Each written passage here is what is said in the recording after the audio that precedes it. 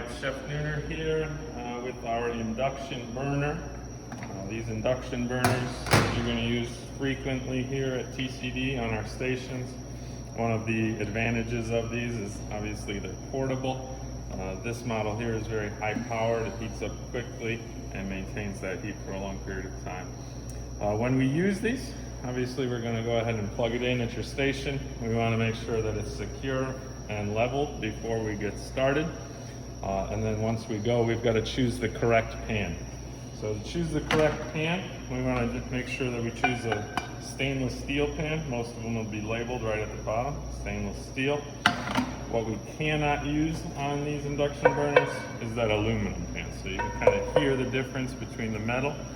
Aluminum will not work on these induction burners.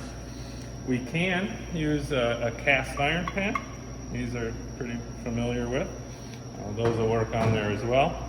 Once we have the correct pan, we're going to go ahead and turn this on.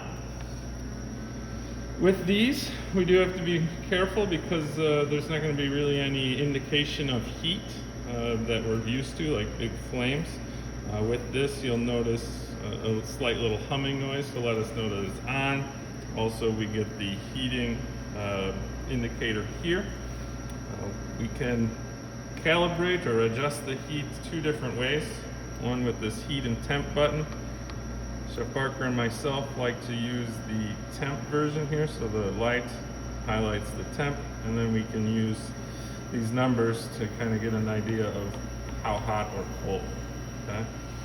The moment we take the pan off, this will remain hot.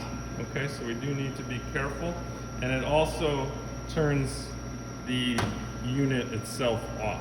So we take it off and the unit will turn off. You can notice the flashing lights.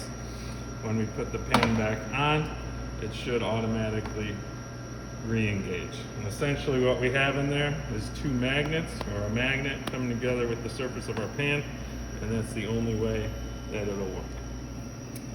Once we allow our pan to heat, we can go ahead and start cooking. I'm going to caramelize some onions here, or just sweat out some onions.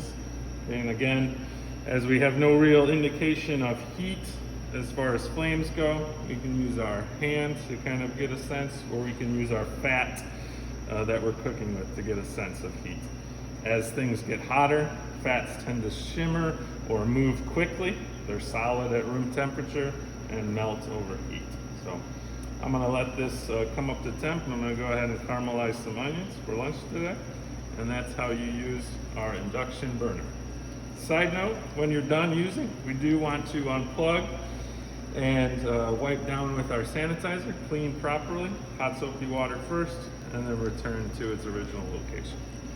Also, on one side note, if you see the pan is starting to smoke too much, you can pull the pan off because that surface does hold a lot of heat. So you don't want to just turn it off because it will hold the heat very hot. And then the only other side note is, like Chef said, when you're putting it away, you notice that a lot of them will have this orange like clamp on it. You want to carefully roll up your cord and clamp it and put it away.